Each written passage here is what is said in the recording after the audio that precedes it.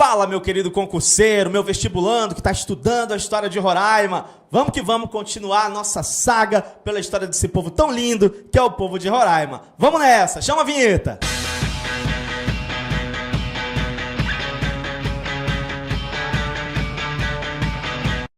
Muito bem, pessoal, nas cenas do capítulo anterior, a gente começou trabalhando qual era o cenário internacional desse processo de chegada dos europeus aqui nessa região, especialmente na região de Roraima. A gente trabalhou as primeiras expedições que passaram pelo território de Roraima e contextualizamos o cenário da questão dos tratados de limites para tentar explicar a quem Roraima teoricamente pertencia na época que ela começou, que o território começou a ser colonizado. Se você perdeu essas aulas, você volta lá na nossa playlist para poder você acompanhar esse começo.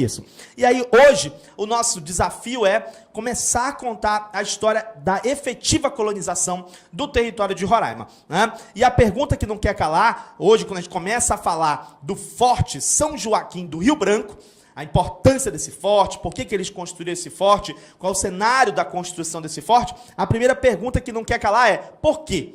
Por que os portugueses decidiram construir um forte nessa região do Rio Branco, ali no século XVIII? Né? Nas cenas do capítulo anterior, a gente já adiantou um pouco isso, e hoje a gente vai retomar esse cenário e complementar. Né? Primeira coisa importantíssima, eles vão decidir construir esse bendito desse forte, né? Porque eles precisam fazer uma barreira contra os holandeses e contra os espanhóis. Né? Os holandeses, porque eles mantinham uma relação comercial ali na região do Rio Negro, que eles acabaram transferindo para o Vale do Rio Branco, e existe uma preocupação já desde a década de 40 com essa presença holandesa na região do Rio Branco. Né? Então você tem uma interligação aí, né, entre Rio Negro e Rio Branco. Os holandeses já têm as relações comerciais deles com o pessoal do Rio Negro e acabam também manifestando essa presença na região do Rio Branco. E aí a gente tem um relato de um desertor holandês chamado Nicolas Hotman. Né? Esse cara, ele foi preso pelos portugueses lá por volta de 1740, ali nas proximidades do Rio Negro, e ele fala, né, no seu relato de uma ligação que existiria entre o rio Essequibo e o Rio Negro através do Rio Branco. Agora, para você entender isso, meu amigo, olha só o cenário aqui, olha só o cenário. Né? Aqui você tem o rio Essequibo, né? O rio Essequibo aqui, né? Que faria parte desse cenário que a gente chama aí de, alguns vão chamar de a Rota das Guianas. Né? Aí você vem seguindo o rio Essequibo, aí vai dando, e aí esse cenário aqui, já por dentro dessa rota, você vai ter lá na frente, segundo esse desertor, você tinha uma rota já estabelecida, né, que aí pelo rio Essequibo eles iam bater lá na região do Rio Branco, para depois chegar lá na região do Rio Negro. Meu amigo, então ele conecta, né, esses dois rios aí através do Rio Branco, no relato desse desertor holandês. Então eu já tenho presença holandesa desde a década de 40 lá na região do Rio Branco. E isso naturalmente preocupa os portugueses, né? Vai preocupar os portugueses. E aí também na década de 70 a gente tem a situação dos espanhóis, que a gente falou na aula passada. Os espanhóis, eles tentaram estabelecer povoações, fundaram povoações ali por volta de 1771 e 1773, na região do Rio Branco, e aí, quando acontece esse episódio com os espanhóis, aí vai ser a gota d'água para que os portugueses decidam realmente se estabelecer, colonizar a região, fundar mesmo um forte ali, começar um processo colonizador efetivo ali. Então, a primeira preocupação é essa: temos que fazer uma barreira contra os holandeses e contra os espanhóis. Né? Precisamos fazer isso. E a outra situação é você fechar a via de acesso para as demais conquistas portuguesas. Né? Porque se você olhar aqui pelo mapa, olha só, se olhar pelo mapa, o cara vem aqui pelo Rio Branco, né? Aí vai seguindo pelo Rio Branco, mano, daqui a pouco ele já está lá no Rio Negro, né? E aí do Rio Negro, meu amigo, ele tá por dentro aí dos territórios que estão sendo colonizados pelos portugueses, vai ter acesso às conquistas portuguesas. Então, se você quer fechar a via de acesso para essa região aqui do território conquistado pelos portugueses, você tem que fechar o acesso pelo Rio Branco. Agora, uma coisa importante que você tem que saber sobre essa questão aí do Forte São Joaquim é a diferença entre a ordem de criação e o início da construção efetivamente. Tá? Existe uma diferença aí. Às vezes, dependendo da banca, pode vir uma questão mais decorativa, né? Ou uma questão com pegadinha. Às vezes vem pegadinha com data, pegadinha com isso. Então é importante você ter esse diferencial, porque se vier alguma pegadinha nesse sentido, já não vai pegar você. Não é isso? Então, olha só, tem uma diferença importante. Por quê? A coroa portuguesa, ela ordenou a construção de uma fortaleza às margens do Rio Branco através de uma carta régia que data de 14 de novembro de 1752. Então você vê que quando a coroa determina a criação de um forte, já está acontecendo o problema com os holandeses, né? Já tem uma noção exata da presença holandesa ali na região, não só do Rio Negro, como também agora entrando na região do Rio Branco. Então já existe essa preocupação, a coroa portuguesa determina a construção dessa fortaleza às margens do rio, mas isso é de 52. 14 de novembro de 1752. Agora, a construção, efetivamente, do Forte São Joaquim só vai acontecer a partir de 1775. Né? Ou seja, precisou acontecer a situação com os espanhóis, né? Já estava tendo problema com os holandeses. Aí precisou acontecer a situação com os espanhóis para finalmente a coroa portuguesa se mexer e, na verdade, estruturar realmente o início do processo de construção da fortaleza e tudo mais. E aí alguns autores vão dizer que essa demora entre a ordem para se construir essa fortaleza e o cumprimento da ordem, né, o início efetivo da construção, seria em função de questões econômicas, né, de razões econômicas da própria coroa portuguesa. Então, isso é uma outra situação que a gente tem para analisar. Agora, quando a gente fala da construção propriamente do Forte São Joaquim, o que a gente tem que saber, o que a gente tem que marcar, quais são as informações importantes que a gente não pode deixar de ter sobre o Forte São Joaquim. Primeira informação importante, como a gente já falou, a construção do forte foi iniciada em 1775, né? Primeira informação importante. Segunda informação importante, a gente tem que saber que essa construção foi realizada por um capitão que era engenheiro também, chamado Philipp Sturm, né? E esse cara era um alemão que foi contratado pela coroa portuguesa para poder desempenhar essa tarefa, né? Para poder desempenhar esse serviço. Outra coisa importante que a gente tem que saber é que o forte recebeu o nome de São Joaquim do Rio Branco. Né? Então, Forte São Joaquim do Rio Branco é o nome do forte que foi fundado pelos portugueses aqui para poder estabelecer essa presença portuguesa nessa região. E aí, outra coisa muito interessante, né, que eu fui até atrás, cascavear bastante para poder dar essa informação com mais precisão, é a questão da localização. Né? O forte ele foi instalado entre os rios Branco e o rio Tacutu, né, na foz do rio Tacutu, pela margem esquerda, certo? Agora você pega algumas apostilas, alguns materiais, algumas produções que dizem assim, não, mas ele também ficava no ponto de encontro entre o Tacutu e o rio Uraricuera, né, que era estratégico e era pela margem direita, certo? Aí você fica naquela, mas é margem direita ou é margem esquerda? Né? E aí, como eu fui nessa vibe para esclarecer melhor isso, aí eu fui definir e ver com você que é uma questão de ponto de vista. Né? Quer ver? Olha para mim aqui. Olha só, vou te levar para a imagem. Olha só. Pam!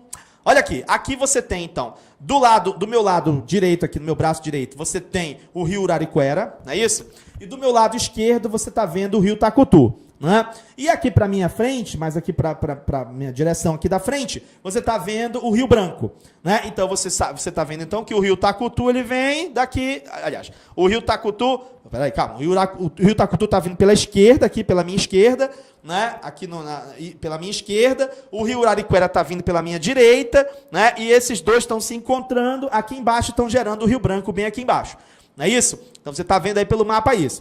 Beleza, então, afinal de contas, onde é que esse forte foi construído? Né? Ora, se eu estou vindo aqui do rio Tacutu, né, se eu estou vindo do rio Tacutu e eu estou sabendo que ele vai desaguar ali no Rio Branco, né, a foz dele vai ser no Rio Branco, né, então eu estou no sentido do rio, né? Estou no sentido do rio, de onde a água está nascendo para onde ela está desaguando. Se eu estou nesse sentido, de onde a água está nascendo para onde ela está desaguando, que é no Rio Branco, então eu vou dizer que esse forte está do lado esquerdo, né, na margem esquerda do rio Tacutu, certo? No momento que o rio Tacutu vem, né, que ele se encontra com o rio Uraricuera, né, que aí vai dar no Rio Branco, né, vai desaguar no Rio Branco, então nesse momento aí, nesse cenário aí que eu tenho esse forte. E aí eu vou te mostrar agora como é que ficaria esse cenário. Dá uma olhadinha aí, dá uma olhadinha.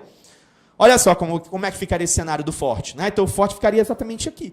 Né? Ficaria nessa área aqui, certo? Exatamente nesse encontro aí, né, na confluência dos dois rios, já encontrando, né, desagando ali no Rio Branco, ok? Então seria esse o cenário. Agora, é claro, agora olha para mim, se eu estou vindo lá do Rio Branco, né, se eu estou vindo lá do Rio Branco para entrar aqui no rio Tacutu, certo? Então esse forte vai estar de que lado? Esse forte vai estar de que lado? Esse forte vai estar na margem direita, certo? Então, por isso que, se a gente for seguir realmente o sentido do rio, né, o rio nasce num lugar e deságua em outro, eu estou seguindo nesse sentido, então eu vou dizer que está na margem esquerda, tá, do rio Tacutu. Na margem esquerda, realmente na confluência ali, no encontro do rio Tacutu com o Uraricuera, e que vai dar no Rio Branco, ok? Então, dependendo de como tiver essa localização na prova, você vai situar dessa maneira. Aqui no nosso esquema, a gente colocou que ele está entre o Rio Branco e o Tacutu, né, que é o que você está vendo aí, certo? Você está vendo que o forte está entre o rio Tacutu, que está vindo, e o Rio Branco, que está vindo de lá. Né, os dois estão se encontrando também aqui, né, porque o Tacutu deságua no Rio Branco, então eu coloquei dessa forma para tentar facilitar. E aí complementei em seu ponto de junção com o Uraricuera, que era considerado um local estratégico para poder você impedir as invasões. Beleza? Então é nesse cenário aí que eu tentei esclarecer essa localização, afinal se é na margem direita, se é na margem esquerda do Tacutu ou não. Beleza? Dito isso, é legal a gente dar uma olhadinha na planta, né, do Forte São Joaquim, né, o que a gente tem aí de informação, que a planta era essa daqui. Olha aí, ó. Então seria mais ou menos essa a apresentação, né, a configuração física desse forte, o Forte São Joaquim, ali quando foi fundado, né, o início do processo colonizador nessa região.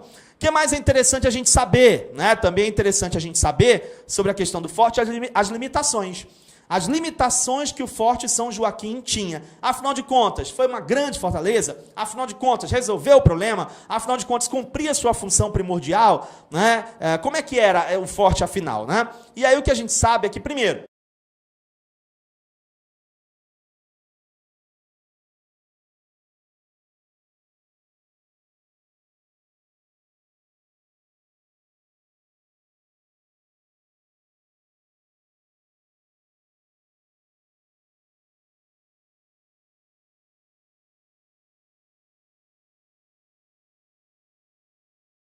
não era lá essas coisas todas. E aí, além disso, havia a questão das dimensões do forte. Né? O forte não era um forte tão grande, o forte tinha pequenas dimensões, segundo os autores. Então, isso também é uma característica de outras fortalezas da região amazônica. E no caso do Forte São Joaquim também acontecia. Outra situação também que era um problema é que o forte tinha defeitos de construção. Né? Então, isso é outro problema também que o forte apresentava. E aí, por causa de tudo isso, os autores dizem que, na verdade, o Forte São Joaquim, ele cumpria basicamente duas funções. Uma função era o plano ideológico do negócio. Né? É você dizer, olha, existe uma fortaleza portuguesa aqui na região do Rio Branco. Né? Poxa, legal. Ideologicamente, né? Pô, a área está defendida, legal, show de bola. E a segunda seria a questão de ser um agente administrativo português. Né? Porque, afinal de contas, não foi só um forte que eles fundaram ali. Né? A gente vai ver nas cenas dos próximos capítulos que, junto com a fundação do forte, eles fizeram também um projeto de povoamento da região. Né? Um projeto para habitar a região, para que a região ficasse efetivamente ocupada e pudesse estar livre de possíveis invasões de outros países. Né? Então, existe, não é só a construção de um forte, existe também um projeto de povoamento que a gente vai detalhar. Então, nesse sentido, ele cumpre também uma função como agente administrativo dessa coroa portuguesa dentro desse contexto colonizador. Então, basicamente, essas funções que ele vai cumprir. Lá em 1852, né, praticamente um século, quase um século depois da construção, do início da construção do Forte São Joaquim, a própria província do Amazonas oficializou a fragilidade desse forte. Né? Embora reconhecendo a importância estratégica do forte, mas reconhecendo também que o forte era frágil, né? E que não tinha essa característica, essa capacidade, né, de promover, de estabelecer realmente, cumprir a sua função plenamente. Não é isso? Então, assim, eles então construíram o forte. Esse marco é um marco importante. Alguns fortes da região amazônica, a gente vai perceber que em torno do forte vai se estabelecer um projeto de povoamento, e esse projeto de povoamento vai dar certo e vai acabar originando uma cidade lá na frente. Né? É o que a gente vai ver, por exemplo, no caso do Forte do Presépio, né? Que depois, lá na frente, vai dar origem a Belém.